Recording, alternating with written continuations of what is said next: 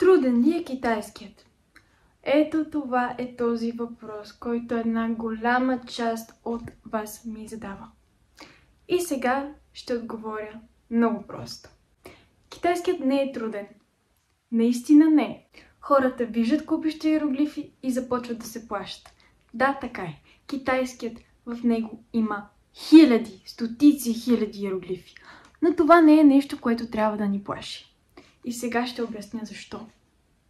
Всеки един иероглиф се състои от отделни елементи.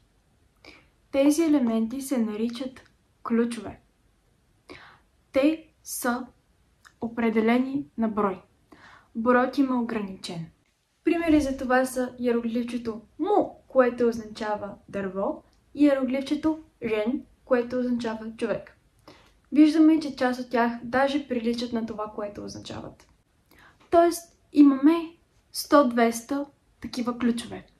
Запомним ли тези ключове, които са доста семпли, доста примитивни, изписват се доста лесно, състоят се само от няколко черти. Запомним ли тези ключове, ние вече можем да напишем всеки един иероглиф, без значение от колко елементи е съставен той. Знаем ли ключовете? Знаем всеки един иероглиф и той вече не представлява проблем за нас, колкото и сложен да изглежда. Когато хората чуят, че в китайски има множество и най-различни иероглифи, те си представят това, че всеки един е напълно различен от другия. А това не е така. Всички иероглифи имат сходства помежду си. И точно това са ключовете. Нека поговорим малко за самия език, нека поговорим за граматиката. Граматиката в китайския е изключително проста.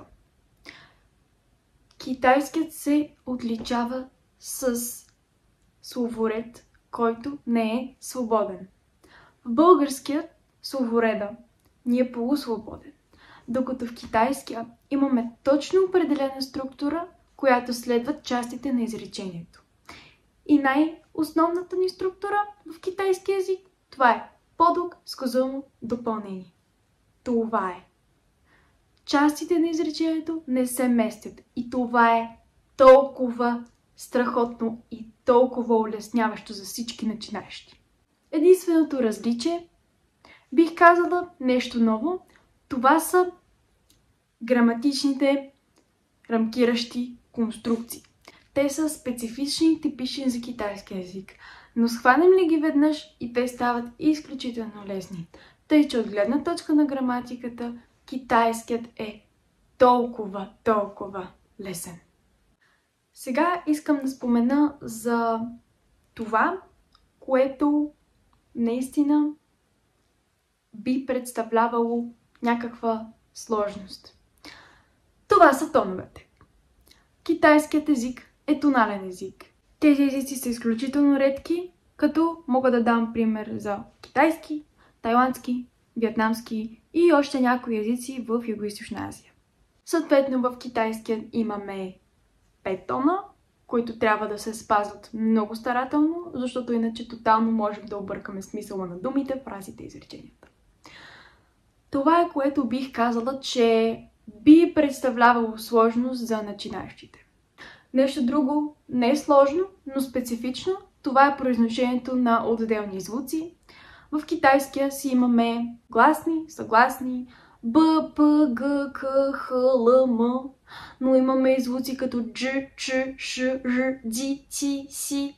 Тези вече са малко по-комплексни. Но с правилна подготовка, с правилно упражнение, всичко се получава както трябва. Тъй, че не, хора, китайският не е сложен. Нито един няма оправдание да не започне да го учи точно сега.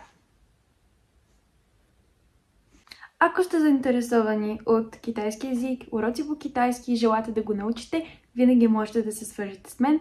Тук ще оставя Instagram страницата ми и профил ми в TikTok.